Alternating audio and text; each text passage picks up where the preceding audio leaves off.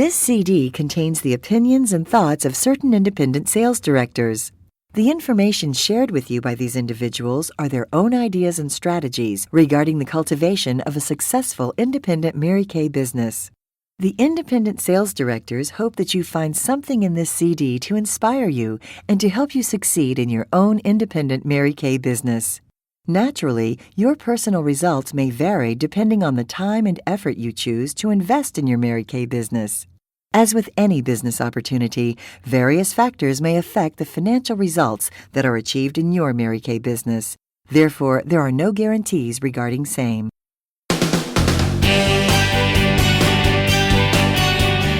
What does world-class leadership look like? Mary Kay Ash was definitely a world-class leader. So what did she do to be such a leader?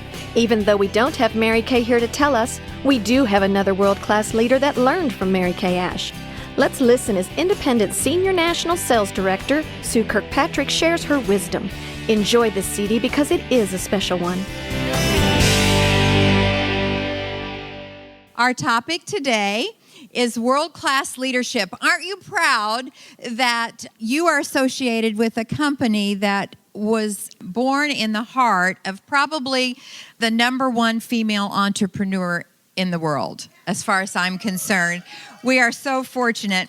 And in the book, How to Be Like a Woman of Influence, Mary Kay was recognized along with people like Mother Teresa and Margaret Thatcher and Sandra Day O'Connor and Oprah Winfrey and Rosa Parks. You know, that's pretty amazing because these are all women that have a legacy, that have made a major difference in the world still long after they aren't here anymore. So we can be really proud that our founder still very much a woman of influence in the future generation. She's made a difference that is going to keep going on and on. A lot because you have decided to adopt her principles and pass on what she began. To become a woman of world-class leadership, I think we have to remember that people really don't care how much we know until they know how much we care. And we have to learn to be an empathetic leader that leads by example. In the book, How to Be a Woman of Influence, some of these characteristics were common in all of these amazing women. And so I'm going to quickly go over some of those. They each identified their prime motivation in life and pursued it with passion. They knew their purpose, and true leaders do identify their purpose. And they didn't just dream about it. You know, they set a goal and then they went about doing it. They made things happen. Each woman knew that it required diligence and dedication to achieve that purpose. And they had the ability to persevere in good times and in bad. A true leader isn't swayed by what is going on. Her purpose is so defined and so clear that she's just about doing it, no matter what happens. They have an I can do attitude. They passionately keep focused on their mission, and they don't let things get in their way. And I think every leader enlisted in this book realized that there was someone or something greater than themselves, and they practiced their faith. If you think about it, as we listed those women, there were women who had a very strong faith. They also had an abundance mentality, and I think that strong faith gives us an abundance mentality, because when you have a strong faith, there's no limit. There's no limit. They were willing to accept adventure and to take risks, and yet they remained very humble despite their fame. I think when you're thinking about leadership and what kind of leader you want to be, it's always good to look around you and see the characteristics that you admire in other leaders and go about adopting those as your own. Because to become a good leader, we first have to learn to lead ourselves. Do you agree? We have to lead ourselves first. What does that look like? What does it look like to be able to lead ourselves first? I think we have to know our purpose. We have to have our plan, and we have to be equally as dedicated to it as those women were, where we can work in spite of. I teach a simple principle that every time I have an opportunity to be in front of a group, I've tried to teach this because it has made the difference of me moving ahead in spite of. And as I looked at my national sales director friends, I know so many of them personally that I know that they've overcome some tremendous things just like everyone else, and yet they learned how to work anyway. And the principle that I like to teach in leading yourself is learning to compartmentalize your life. So if you could visualize in your mind that you have a compartment for every area of your life. If you're a wife, a mother, a daughter, a sister, a niece, a neighbor, a Sunday school teacher, a Girl Scout leader, all those things that you do, you have a compartment for each one of them. So if each of you could kind of visualize those compartments and then put doors on them. Just put doors on them. Now, open all your doors. You're kind of overwhelmed, right? And before I learned to compartmentalize, I walked around with all my doors open all the time. Can any of you relate to that?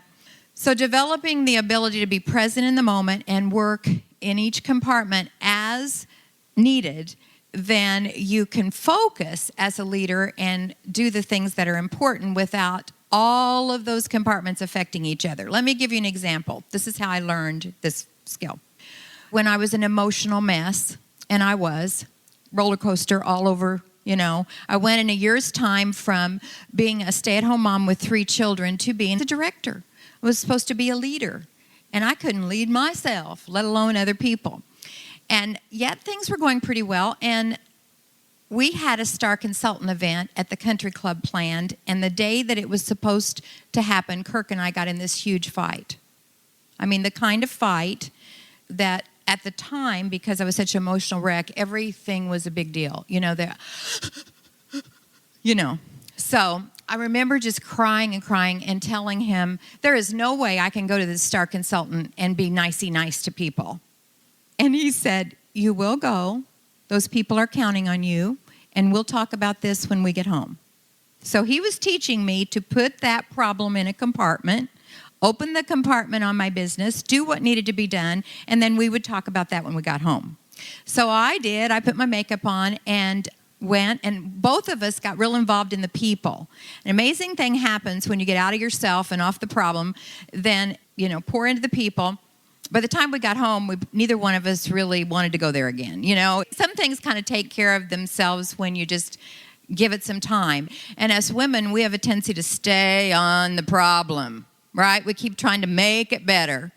And sometimes getting away from it makes it better.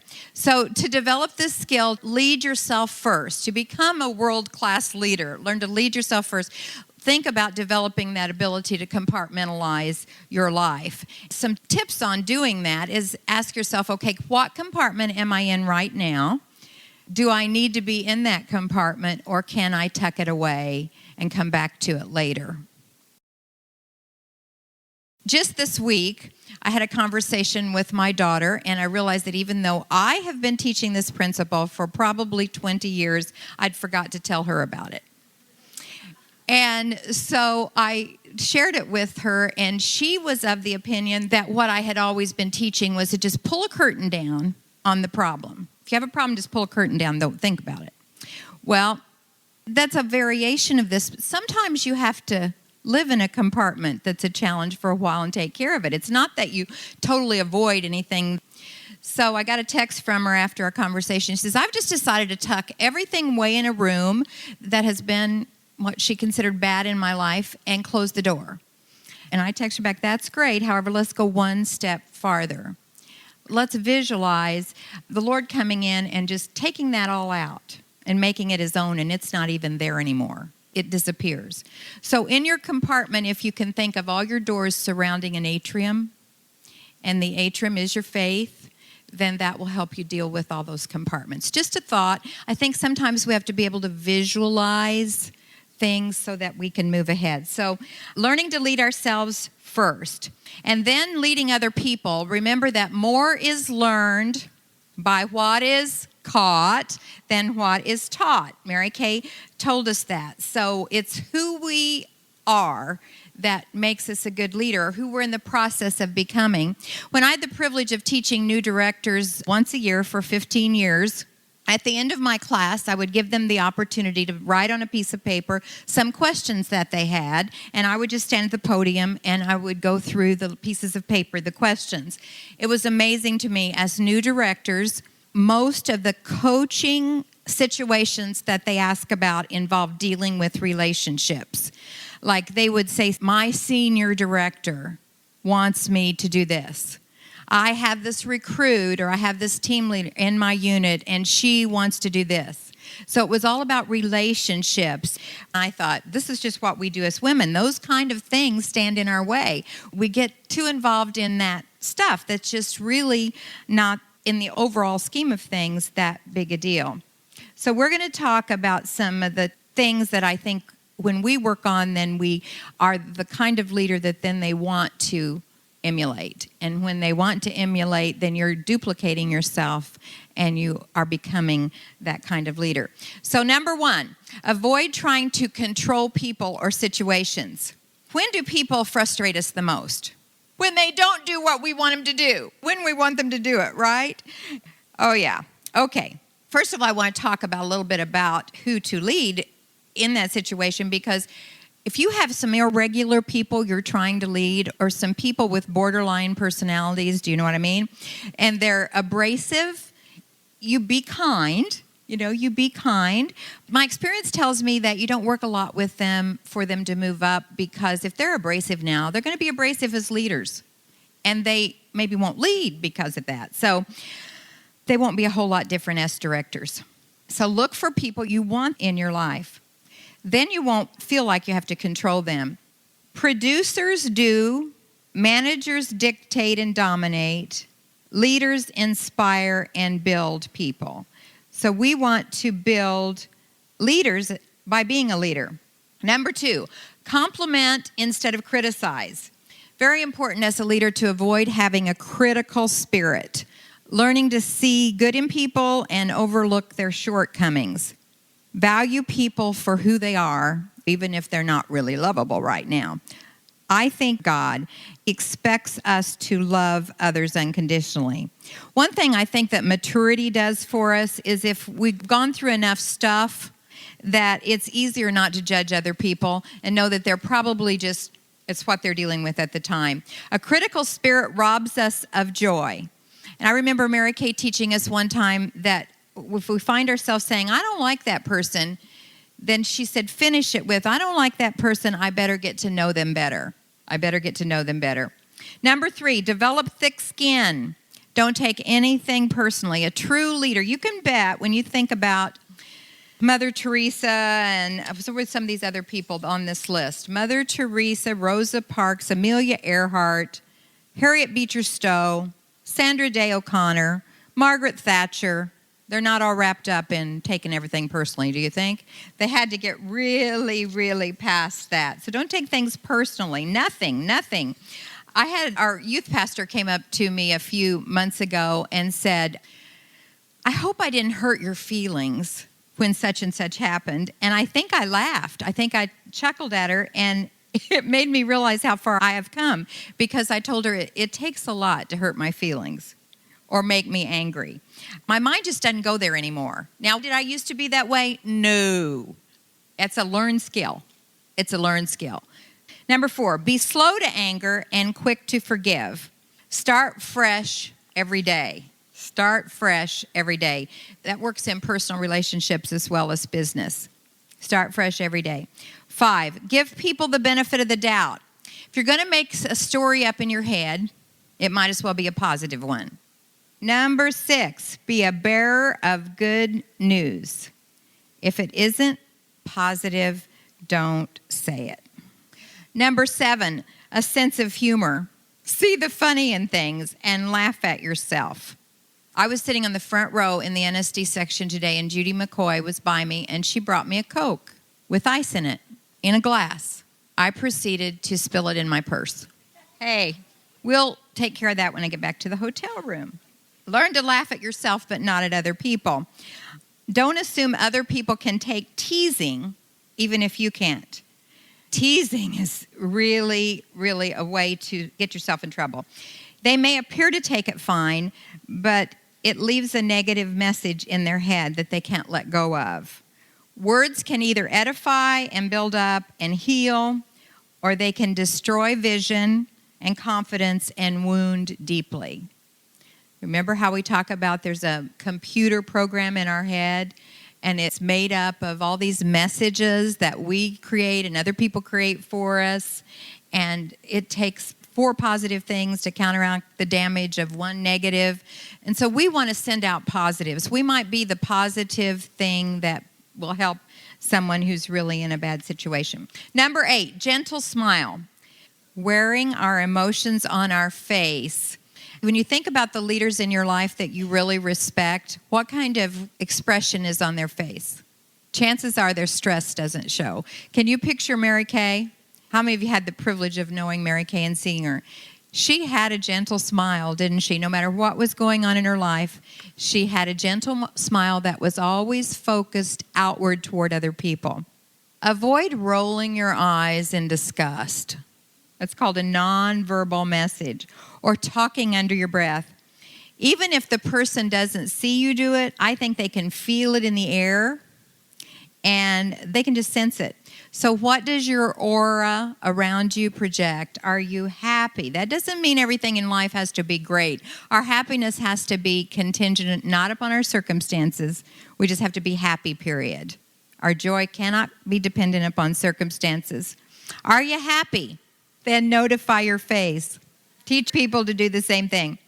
If not, then act it anyway. It's basically a decision.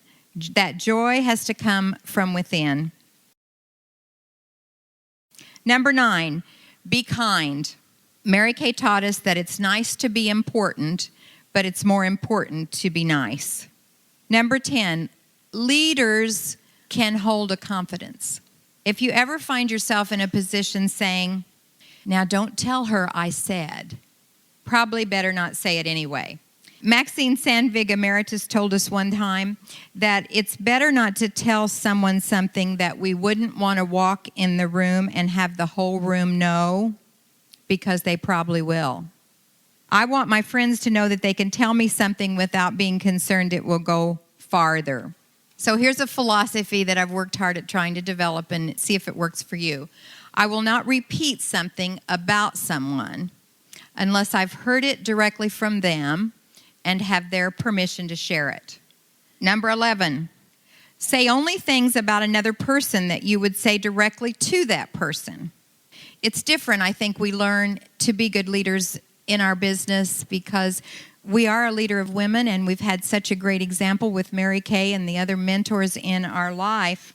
We learn that if we have a problem with a person, we go directly to the person, because you can't do anything about it, and you can't do anything about it, and you can't do anything about it, so why should I involve you? It takes up your emotional energy, takes up your time, and involves you in something you can't do anything about. So if I have a problem with Marcia, I'm going to say, Marcia, we need to talk. I'm feeling like, I maybe hurt your feelings, or I didn't really understand why you said that to me. Could we talk? When you have a conversation with someone like that, that could result in some conflict, when you go into it, if you can make the goal to understand the other person, not to be understood. The goal is to understand her position, not just for her to understand yours. So again, it's a listening skill. Good leaders are good listeners, not as much tellers as they are listeners. Praise people for the attributes that you want them to have, and then they will have them. Now, when you go to a person and you have this conversation, okay, let's use a recruiting dispute here. You don't have those, right? You've never had a recruiting dispute or a team building dispute. How do you handle that in a good leadership situation? If you're talking to the person and your goal is to understand her point of view, and you still don't understand it, and she isn't understanding yours and not agreeing with yours, then sometimes you have to agree to disagree on this one thing, and then not let that one thing affect your relationship forever. I had a dispute with a director as a new director, and I realized 10 years later, every time I saw her, I was still thinking of it. And I was still thinking about her in not a positive way. And then I thought, I'm not giving her the benefit of the doubt and the credit for growing like I would hope she would me. And so we went out to lunch, and I said, let's just start fresh. And that sometimes has to happen. Number 12, always have the other person's best interest in mind.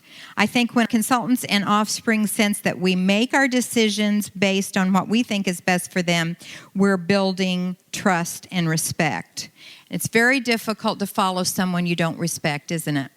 So they first have to respect us to follow us.